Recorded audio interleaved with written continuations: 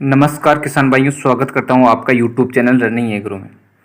तो किसान भाइयों, आज हम बात करेंगे मूंगफली के बारे में। किसके बारे में बात करेंगे? आज मूंगफली के बारे में बात करेंगे कि मूंगफली की खेती कैसे करें और मूंगफली से अधिक उत्पादन कैसे लें और साइंटिस्ट खेती कैसे करें। तो किसान भाइयों, ये आप पूरा वीडियो देखना और मैं जहाँ तक मानता हूँ कि ये आप पूरा वीडियो देखने के बाद मूंगफली से अधिक उत्पादन ले सकते हो। ठीक है किसान भाइयों, तो आपको पता है अब सीजन आने वाला है खरीफ का। खरीफ में हम तैयारी में जुट चुके हैं कि रबी की फसल मतलब काटने के बाद हम मतलब खरीफ की फसल में क्या बोनी है, तो उस प्रोसेस में हम लग रहे हैं। तो उसी के तहत मैं लाया हूँ कि वीडियो की मैं किसान भाइयों तक ऐसे वीडियो पूछूँ कि मतलब वो मूंगफली की खेती करे तो अच्छी से अच्छी कर सके और अधिकतम उत्पादन ले सकें। तो मूंगफली को अपन इंग्लिश में बोल देते हैं ग्राउंड नट और इसका वनस्पतिक नाम बोल देते हैं अरेकिस हाइपोजिया होता है। इसका कुल की बात करें तो फेबेसी होता है। ठीक है, ये लेग्यूमिनस कुल में आती है, मतलब दलहनी पसंद होती है और तिलहनी भी होती है।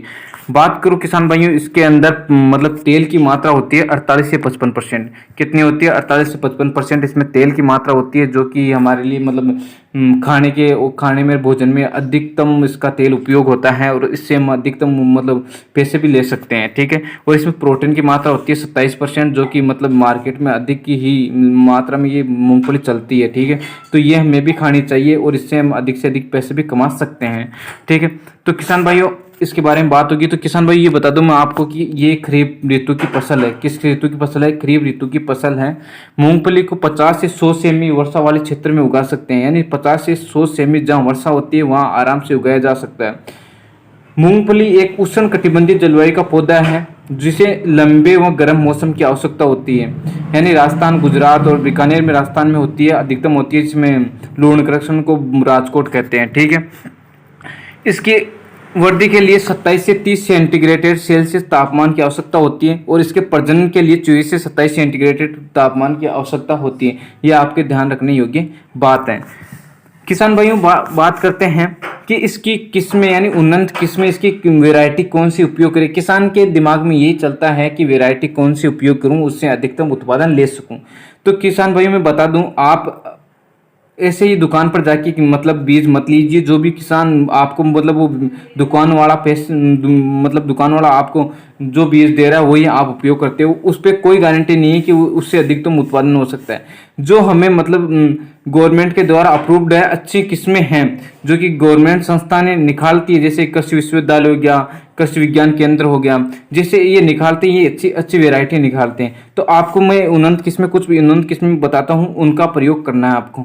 जैसे मैं आपको बताता हूँ, एक के 12 चीज का कर सकते हो, AH 114 कर सकते हो, GG2 का कर सकते हो, गिरनार का कर सकते हो, 2HNG 123 का कर सकते हो, दुर्गा कर सकते हो, राज दुर्गा का कर सकते हो। नहीं, राजस्थान दुर्गा राजस्थान के लिए बहुत ही महत्वपूर्ण है। ठीक है, ये कर सकते हो। RJ 510 का प्रयोग भी आप कर सकते हो। किसान भाइयों आपको बता दूं मैं कि मतलब मूंगफली के लिए कौन सी मृदा की आवश्यकता होती है। तो मूंगफली के लिए जल निकास युक्त मृदा होनी चाहिए, मतलब मृदा पर जल भरा हुआ नहीं रहना चाहिए। जल भरा हुआ है तो आप उसे पहले आपकी मृदा से बाहर निकालना और फिर बाद में ही आप बुआई कर सकते हो। इसकी मृदा की बात करूं तो बलुई दोमट यानी बलुई दोमट या दोमट मृदा इसके लिए उपयुक्त होती है।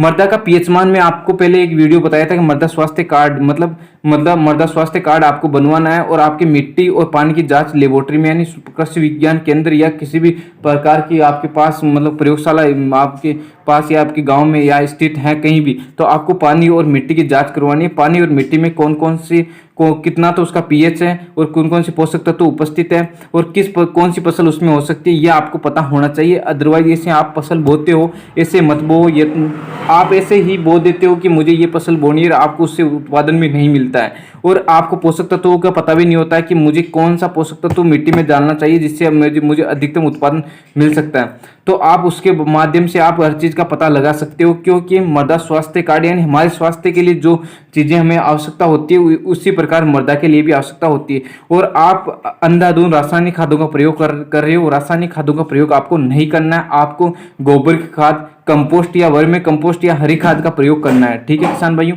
इसके पीएच मतलब इसकी मृदा का पीएच की बात करूँ तो 6 से 8.5 पीएच मान इसके लिए उपयुक्त होता है। मूंगफली, अब इसकी बात करें मतलब मर्दा की तैयारी कैसे करते हैं। मर्दा की तैयारी आपको बोने से पहले मूंगफली क्या होती है, एक है ना जमीन में लगने वाली होती है।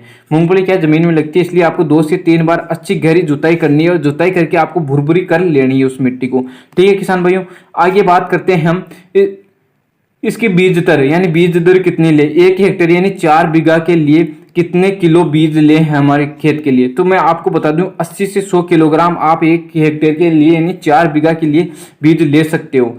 और मतलब और बता दूं आपको मूंगफली की बुआई 15 जून से 15 जून से 20 जुलाई तक आपको बुआई कर देनी है। और आप पछेती करते हो तो 20 से 15 जुलाई तक तो आपको बुआई कर देनी है। ठीक है, अब बात करें किसान भाइयों इसके खाद एवं उर्वरक की बात करें तो खाद एवं उर्वरक की बात करूं तो इसके बुआई से 4 सप्ताह पूर्व आपको 10 से 15 टन गोबर की खाद या कंपोस्ट का प्रयोग करना है, या फिर आपको वर्मी कंपोस्ट या फिर आपको करना हरी खाद का प्रयोग करना, उससे ही आपको अधिकतम उत्पादन मिल सकता है। वरना रासायनिक खादों से कुछ नहीं होता। रासायनिक खादों से आप डालते हो तब थोड़ी सी अधिकतम बढ़वार होती है, लेकिन उतना उत्पादन नहीं मिल सकता जितना उत्पादन हम लेना चाहते हैं। और हमारी मिट्टी के लिए बहुत ही हानिकारक रासायनिक खाद साबित हो रहे हैं और धीरे धीरे रासायनिक खादों पर गवर्नमेंट के द्वारा प्रतिबंध भी लगाया जा रहा है। ठीक है किसान भाइयों, आगे बात करें किसान भाइयों, अपने बीज दर की बात होगी। और बीज दर आपको बुआई करते वक्त आपको 25 किलोग्राम जिंक सल्फेट का भी प्रयोग करना है, क्योंकि जिंक सल्फेट का प्रयोग करना है, क्योंकि मूंगफली का मतलब बढ़वार और अच्छी तरीके से ग्रोथ करने के लिए आपको 25 किलोग्राम जिंक का प्रयोग करना है। और मैं आपको बता दूं कि आपकी अंतिम जुताई मतलब आप 2 से 3 बार आप खेत की जुताई करते हो, उस समय आपको 250 किलोग्राम प्रति हेक्टर जिप्सम या कैल्शियम का प्रयोग करना है। क्योंकि जिप्सम में आपको पता है कैल्शियम और सल्फर पाई जाती है, और कैल्शियम नहीं होता है हमारी जमीन में तो हमारी मूंगफली का मतलब दाना खाली रह जाता है, उसे हम पॉपिंग की क्रिया बोलते हैं। तो मूंगफली का दाना खाली रह जाता है तो उत्पादन उतना अच्छा नहीं हो पाता। तो आपको 250 किलोग्राम प्रति हेक्टर जिप्सम नहीं मिलती है तो आपको कैल्शियम का प्रयोग तो करना ही है। ठीक है किसान भाई, आगे बात करते हैं। इस फसल के लिए खरपतवार का विशेष ध्यान रखना पड़ता है, यानी खरपतवार नहीं होनी चाहिए फसल में। अगर खेत में खरपतवार हो गई है तो आपको उत्पादन नहीं मिलेगा, न के बराबर मिलेगा, आपकी फसल पूरी चौपट हो सकती है। किसान भाइयों, इसकी सिंचाई की बात करूं तो एक से एक मूंगफली ग्रीष्मकालीन फसल है, यानी खरीफ में होने वाली फसल। वैसे तो बरसात हो जाती है और बरसात नहीं होती है तो आपको 2 से 3 सिंचाई करने की आवश्यकता होती है और आपको अच्छे से उत्पादन मिल सकता है। तो किसान भाइयों और बात करूं तो पादप संरक्षण की, मतलब इसमें कौन कौन से रोग लगते हैं। किसान भाइयों आपको मैं बता दूं, कीटों की बात करें तो दीमक लगता है, इसमें सफेद लगता है, और लगता है कि लाल भड़ूली लगती है, जो कि सुरंग बनाने वाले कीट होते हैं। एक लगती है माइट लगती है, आदि मूंगफली की फसल को हानि पहुंचाते हैं। इनके नियंत्रण के लिए आपको रासायनिक खादों का थोड़ा सा प्रयोग करना है, जो कि इनके प्रकोप होने के बाद ही प्रयोग करना है, वरना नहीं करना है रासायनिक खादों को। 4 मिली आपको क्लोरीपाइरीफॉस 20 इसी दवा मिलाकर उपचार करें। ठीक है, तो इनका आप प्रयोग इससे क्लोरीपाइरीफॉस से कर सकते हो।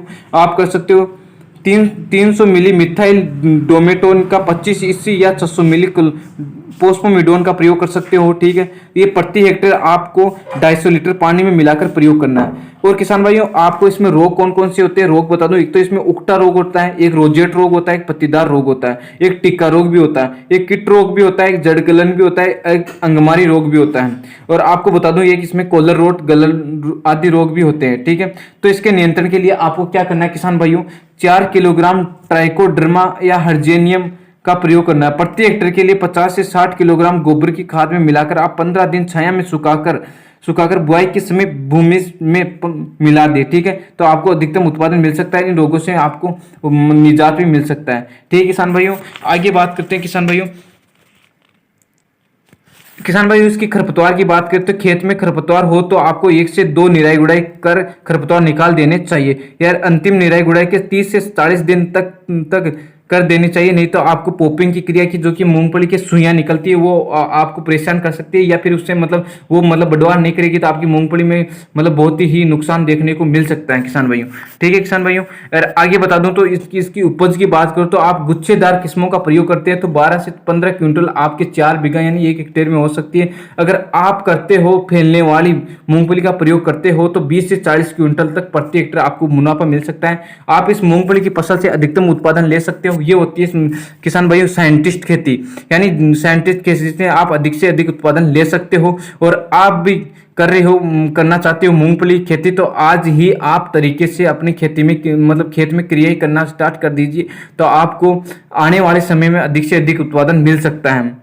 ठीक किसान भाइयों, और बता दूं आपको इसके मतलब बाजार में मूल्य भी बहुत अच्छे होते हैं, मंडियों में मूल्य बहुत अच्छे होते हैं। 5,000 से 6,000 तक क्विंटल इसके भाव तक रह जाते हैं, कभी कभी तो 7,000 तक भी पहुंच जाता है, और इसका बहुत सा अच्छा उत्पादन होता है। तो आप भी आपके मृदा मतलब बलुई दोमट है और मिट्टी पानी थोड़ा बहुत है, या फिर आप मतलब अच्छी खेती करना चाहते हो, तो आप मूंगफली का जरूर खेती कीजिए और अच्छा मतलब प्रयोग मतलब उत्पादन ले सकते हो। तो किसान भाइयों, आपको इसे ये जानकारी कैसी लगी, आपको मतलब ये जानकारी अच्छी लगी, लाइक शेयर कमेंट और सब्सक्राइब करना ना भूले। मिलते हैं अगले वीडियो में।